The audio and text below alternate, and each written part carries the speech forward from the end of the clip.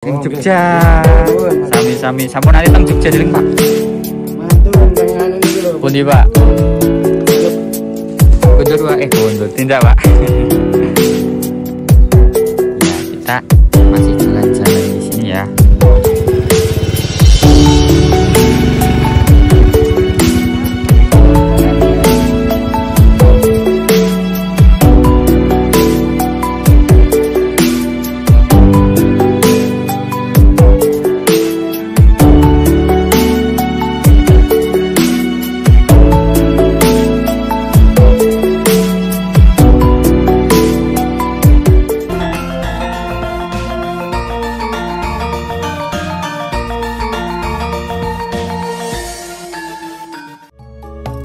Assalamualaikum warahmatullahi wabarakatuh. Halo Sobat Desa, kembali lagi bersama Habib dan Zahwa di Cerita Desa Indonesia. Satu desa sejuta cerita. Bagaimana kabar Sobat Desa hari ini? Semoga ibu, bapak, kakek, nenek, oma, opa, dan seluruh Sobat Desa dimanapun berada selalu dalam keadaan sehat, panjang umur, dan tentunya selalu diberikan rezeki yang melimpah serta barokah. Amin amin ya robbal alamin. Perjalanan untuk menelusuri pesona keindahan alam desa Suku Tengger di sekitar Gunung Bromo sudah mendekati tujuan utama, yaitu Kawah Gunung Bromo. Mayoritas warga desa Tengger dikenal sebagai pemeluk agama Hindu yang taat dan kuat dalam memegang teguh warisan budaya nenek moyang. Kali ini kita akan bertemu dengan warga desa yang sedang sibuk mempersiapkan perbekalan untuk berangkat ke ladang pertanian. Maka ikuti terus video ini ya. Ini dia Sobat Desa, Bukit King Kong. Kenapa namanya King Kong ya?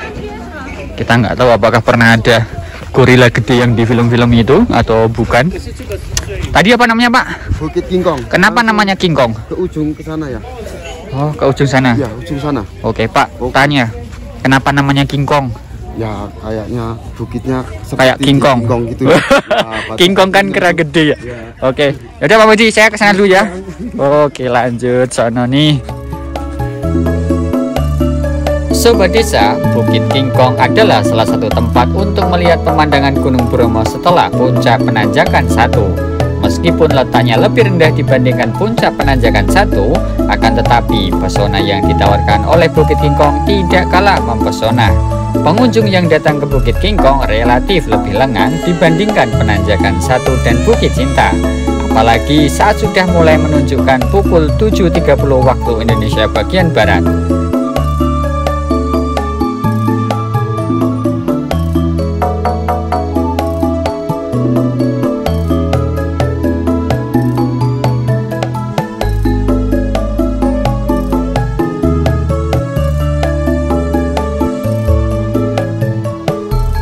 Ini dia Pak Muedi, kita sudah sampai di Bukit King Kong ya. King Kong, ya, Bukit King Kong. Kayaknya seperti Bukit King Kong. Oh, belakang kita ini yang kayak King Kong nih. Apakah Sobat Desa kayak King Kong? Nah, kita ditunjukin lagi nih sama Pak Muedi. Mana Pak? Ya, ini ya. Bromonya kelihatan pun. Oh, sebelah sini Sobat Desa tuh Bromonya kelihatan full penuh ya. Di bawah itu ada lautan pasir yang masih tertutup sama kabut. Oke, kita ambil gambar dulu. Sobat Desa, di episode sebelumnya itu kita melihat matahari terbit dari atas itu tuh, yang ada tower-towernya itu. Di balik bukit itu bukitnya paling tinggi, disebut dengan puncak Bromo 1. Nah, kemudian sekarang kita sudah berada di viewpoint yang kedua, namanya adalah Bukit King Kong. Dari sini kita bisa melihat pemandangan Gunung Bromo dan sekitarnya dari sudut pandang yang berbeda. Kalau tadi agak ke timur ya, kalau sekarang ini agak ke barat sedikit. Cuman kalau di sini itu diberikan nama Bukit King Kong karena kata Pak Muedi, karena ada batu ini nih. Ini katanya namanya King Kong atau seperti King Kong. Jadi nama tempat ini diberi julukan King Kong atau Bukit King Kong begitu. Dan di sini juga banyak yang datang ke sini ya, tapi tidak seramai dengan di lokasi puncak penanjakan 1 ya. Ini kita bisa lebih puas melihat pemandangan yang ada di sini. Dan selanjutnya kita akan melihat lewat atas ya. Kita terbangkan drone sebentar di sini. Jawa, kita terbangkan sekali lagi ya. Oke, let's go. Sembari kita menerbangkan, Sobat Desa silahkan ikuti cerita desa Indonesia di Desa Tengger yang ada di Bromo. Selamat menikmati videonya. Sobat Desa, secara arti kata, istilah Tengger berasal dari bahasa Jawa yang artinya tegak, diam tanpa bergerak, yang apabila dikaitkan dengan kepercayaan masyarakat, Tengger juga bisa berasal dari singkatan Tenggering Budi Luhur. Dilansir dari pemberitaan kompas.com, terdapat beberapa teori tentang asal-usul dari suku Tengger. Namun, masyarakat setempat percaya jika nenek moyang suku Tengger berasal dari Majapahit. Hal ini berkaitan dengan masa kerajaan Hindu di Pulau Jawa, di mana pegunungan Tengger diakui sebagai tempat suci yang dihuni abdi spiritual dari Sang Hyang Widiwasa yang disebut juga sebagai Hulun. Teori ini dibuktikan dengan prasasti Waladit yang berangka 851 Saka atau tahun 929 Masehi yang menceritakan adanya sebuah desa bernama Waladit di Pegunungan Tengger. Tempat ini merupakan tempat suci yang dihuni oleh Sang Hyang Hulun atau Abdi Tuhan. Prasasti berikutnya ditemukan di sebuah daerah penanjakan bernama Desa Wonokitri, Kecamatan Tosari, Kabupaten Pasuruan yang berangka tahun 1327 Saka atau 1000.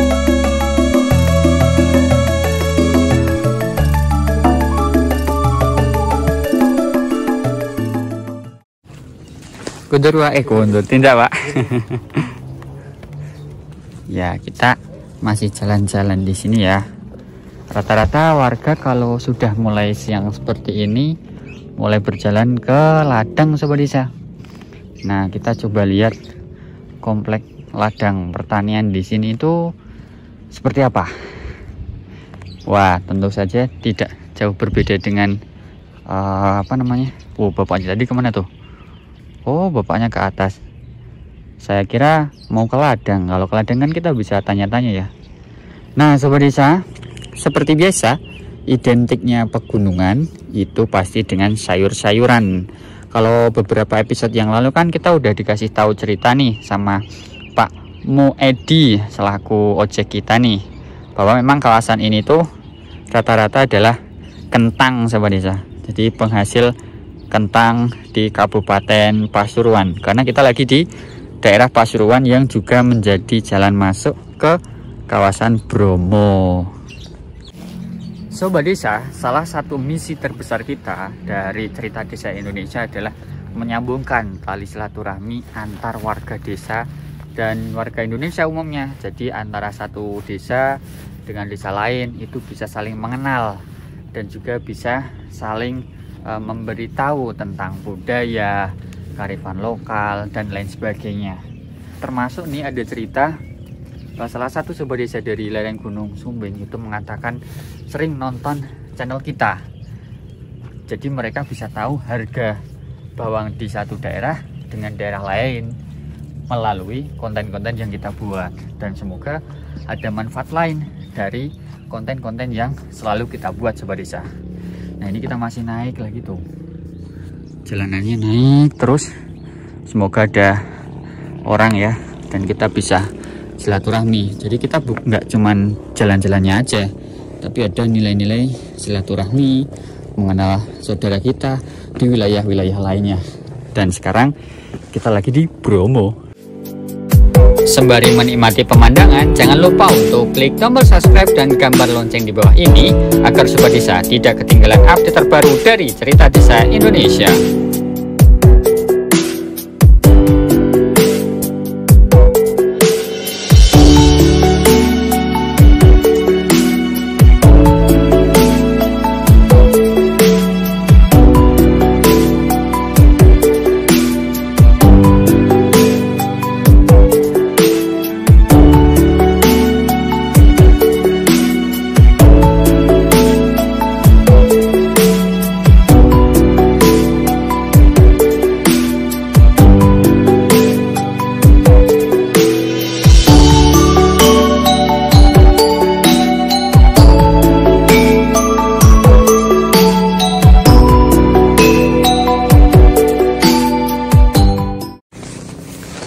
Wah, kita udah sampai ujung desa nih.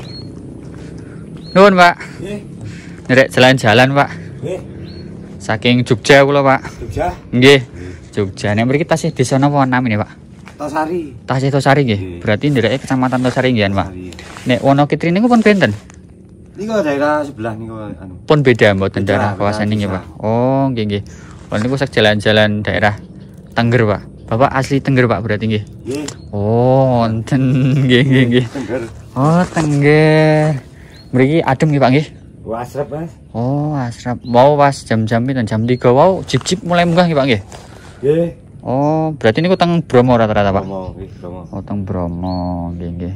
Ini warga Tengger niku biasanya sami butuh sarung nggih, Pak nggih. Nggih. Niku memang ciri khas napa, Pak? Ciri khas niku, Mas. Fungsi utamanya napa niku? Yo kanggo napa?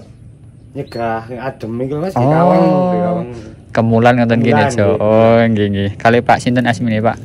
Pak Samsul. Pak Samsul asli warga Tengger nggih. Nggih. Pak Samsul kula enten kenang-kenangan pinjenengan. Oh kan saking Jogja, Pak. Nah, niku kan lha sing Oh, nggih. Jogja. Matur nuwun, matur Sami-sami. nuwun. Sampun nanti teng Jogja deleng, Pak. Mantun teng anu niki lho. Pundi, Pak? Malioboro. Oh, Malioboro. Kula caket. Kula Habib, Pak. Nggih, niki apa? Sambil damel video teng daerah mriki. Mboten Ngonten. napa mangke nih jenengan Muter-muter niku saged nggih? teng Tegal Oh, saged. saged. Tegalane pundi to, Pak, nek mriki? Iki teng celake lereng niku. Oh, mriki niki nggih. Nggih. Berarti kok nek mlampah teko mriki niku. Nggih. Oh, Iki nggih. badhe ngopo Nyemprot? lho, nyemprot. Oh, ada nyemprot kentang nih, Pak nggih mriki nggih. Kentang. Kentang nggih. Siap. Cobi mungkin kula tak jalan-jalan mriki. Pak Samsul, nuwun sangat. Nggih. Izin kula nek teng mriki tak silaturahmi teng jenengan. Nggih. Nek jenengan teng Jogja nggih kabar-kabar, Pak. Nggih. Monggo, Pak, nuwun nggih. Nggih, Nggih. matur. Sami-sami, Pak. Ya, Sobat Desa, kita lanjutkan perjalanan di Desa Tosari. Nah, Sobat Desa, itu di bawah sana itu ada warga yang lagi sibuk untuk memanen brokoli tuh. Brokoli atau apa nih ya? Kalau saya salah tolong koreksi ya.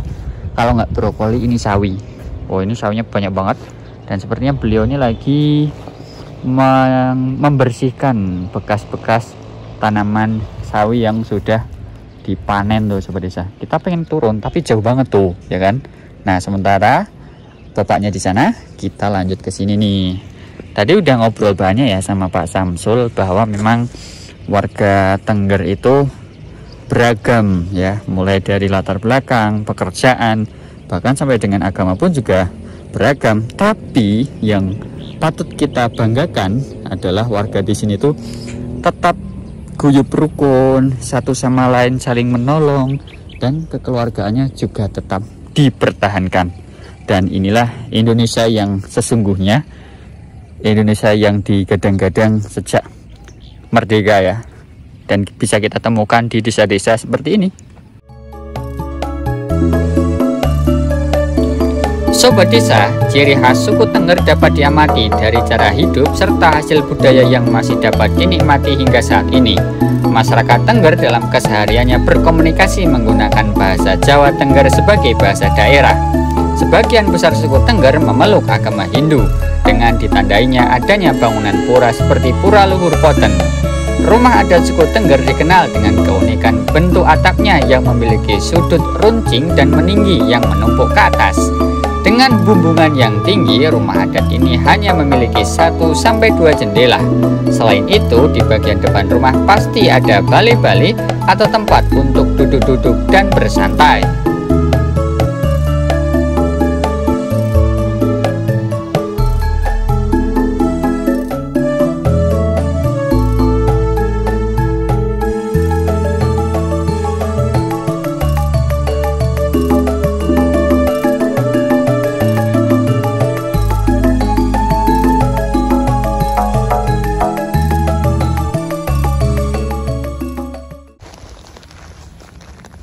Tidak, Pak.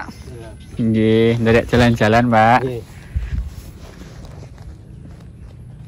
Tuh ya kan, warga desa di kawasan ini tuh memang menggunakan sarung itu sebagai media untuk menghangatkan tubuh, Sobat Desa. Jadi kalau Sobat Desa lihat di berbagai media sosial, itu kan banyak banget ya memperlihatkan salah satu ciri khas suku Tengger adalah menggunakan sarung. Dan tadi sudah terkonfirmasi dari keterangan Pak Syamsul bahwa sarung ini menjadi alat untuk menghangatkan diri yang lama-kelamaan menjadi identitas bagi warga di kawasan ini. Oke, Sobat Desa, kita lanjut ya menikmati suasana pedesaan di kawasan lereng Gunung Bromo. Nah, Sobat Desa, kita sudah selesai di Bukit Kingkong. Sekarang kita akan melanjutkan ke view point selanjutnya. Maka dari itu ikuti terus Cerita Desa Indonesia ya. Tadi kita sudah melihat beberapa lokasi keren desa-desa di kawasan Bromo ini ya. Tadi kita udah ketemu beberapa orang juga, udah melihat situasi dan kondisi perumahan warga. Nah, kali ini kita kembali ke segmen ini. Selanjutnya kita akan pindah ke tempat lainnya yang tidak kalah keren yang ada di kawasan Bromo ini. Jadi ikuti terus Cerita Desa Indonesia, satu desa, juta cerita.